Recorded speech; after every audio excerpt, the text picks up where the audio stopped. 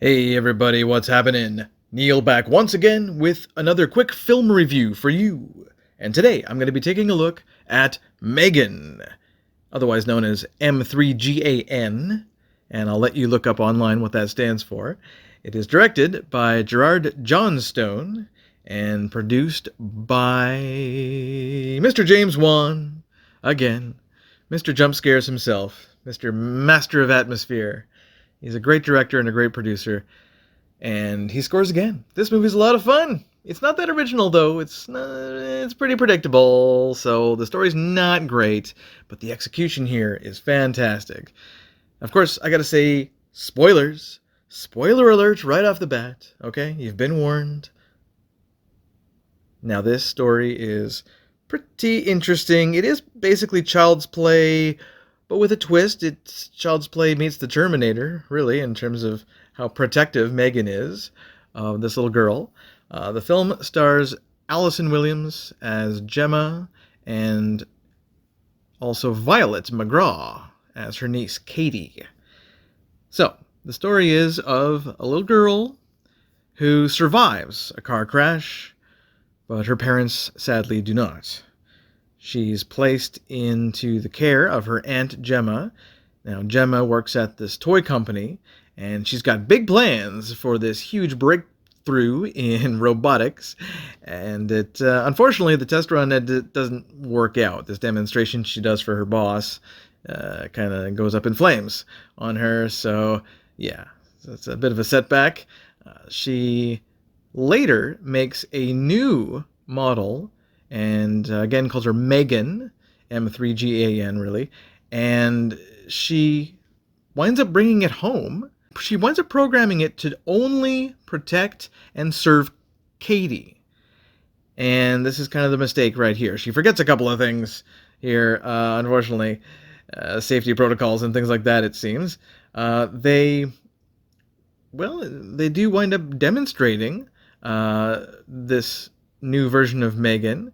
So Gemma and her co-workers there, they wind up showing off what M3GAN can do, and what she can do is pretty amazing. She's incredibly lifelike, and she seems like the perfect companion to anyone, that needs, a friend, especially little girls that are really aiming at little girls here, as Katie is asked to help out with the demonstration as well, and they do a great job.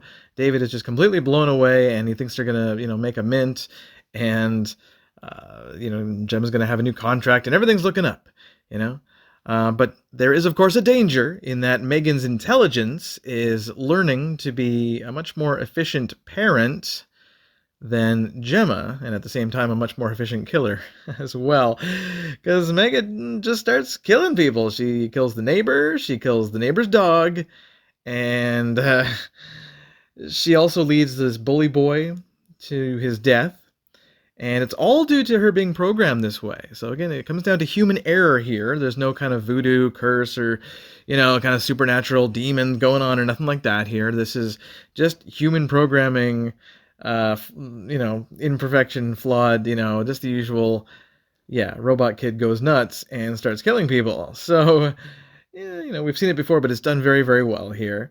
M3GAN cannot be shut down at this point. She's kind of grown.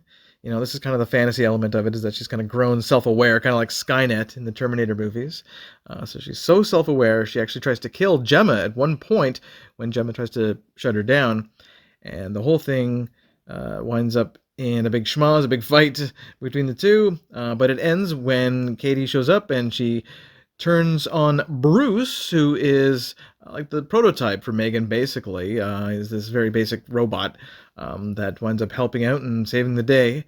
He does a lot of damage to M3GAN, but M3GAN winds up overcoming this, and it's Katie that delivers the final blow to M3GAN. And at the very end of the movie, Gemma's, what do you call it, a smart home device? It's like an Alexa, like a Siri thing. It actually comes on and turns its head, it's like one eye, to turn the camera eye, the lens basically towards Gemma and Katie. There it is. M3GAN 2 in the making, folks. So I had a lot of fun watching this movie, but it was pretty predictable. It wasn't very original. It was Child's Play. It was kind of Terminator 2. It was kind of a little bit of artificial intelligence as well, that Kubrick movie that Spielberg finished. It was kind of like that. The good news here is that it's a slightly different spin. It's a very different spin on the Child's Play kind of idea and that kind of killer doll, situation, because in this case it really is 100% the humans, or really just Gemma, let's say, in this case, rushing to get M3GAN done and ready on time, or whatever, just to get her niece some companionship. It's really her mistake, right? It's all human error here in the end, and there are some laughs here as well, some dark comedy moments that work very well. And the jump scares, my goodness, Mr. Johnstone definitely must have gone to the James Wan school of jump scares, because just like his movies, like the Insidious movies and the Conjuring movies and everything, the jump scares are really good. Of course, Wan is a producer here, and I'm sure he approves, because there's some very nice jump scares here. If you like that kind of thing, it does prefer the jump scares over the gore, so there's not a lot of blood, not a lot of guts, not a lot of any of that at all. The dog's death is not on camera, things like that. They're very tasteful about a few things, and the movie is really more about creeping us out while being kind of funny in a wry way, and also, just really about how humans shouldn't rush into developing AI, because it could turn on us, and it did here. So yeah, M3GAN herself, she's a wonderfully creepy character. I think we could have a new horror superstar on our hands here. I'm sure there'll be a whole lot of costumes and whatnot this Halloween of M3GAN. She does kind of look like one of the Olsen twins, or maybe Elizabeth Olsen, just a little bit, like if they were younger. It seems like maybe they muddled the eyes or something after after those ladies. I'm not sure, but it's just, maybe it's me, but I think they kind of look like the Olsens. I think these M3GAN dolls are, yeah, they're pretty, but they're creepy at the same time. It's an interesting mix, yeah. So, speaking of mix, the mix of the practical effects are just fantastic. I can't say enough about the work here by Amy Donald, who's the physical actor here in the M3GAN suit with got the rubber mask on and everything. And when she moves, like when she's dancing and everything, it's just kind of, it's just kind of bizarre to me. I'm just kind of creepy. So yeah, and Jenna Davis is the voice of M3GAN as well. She does a wonderful job of just being super sweet, super syrupy, and and so friendly, but at the same time, just, I'm going to kill you, kind of sweet voice.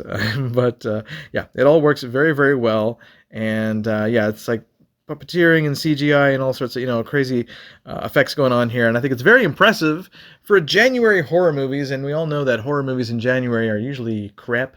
But this one's not bad. I'm going to give M3GAN, or M3GAN, a 7.5 out of 10, because it's a lot of fun. It is a worthy one-time watcher, or a wow, as we used to call them. But what that means is that it's so much fun while you're watching the film.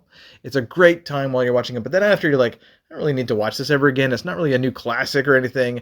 The character might become an icon. I think M3GAN herself might become a big deal down the road, along the lines of Chucky and Michael Myers and all those guys. But it's not really that original, and it's very predictable the way the movie ends, so a little disappointing on the back end of the film, but the execution is flawless. I absolutely thought that the way they made this movie was brilliant. Great job, everybody all around. And that's all for me, guys. This is Neil, coming at you once again with another quick film review. And until next time, peace.